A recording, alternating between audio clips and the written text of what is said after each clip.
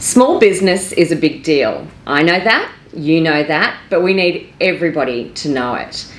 There are 250,000 small businesses in Queensland that employ 44% of the private workforce and contribute over 113 billion to our economy. Imagine if each one of those businesses could scale up and grow. Imagine what that would do to Queensland's economy. Your business is key to the prosperity of Queensland.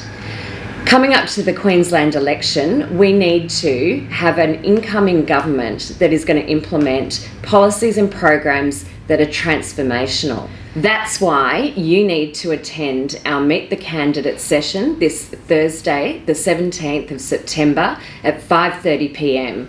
Log on to the Caloundra Chamber of Commerce website, caloundrachamber.com.au, and we'll see you on Thursday night.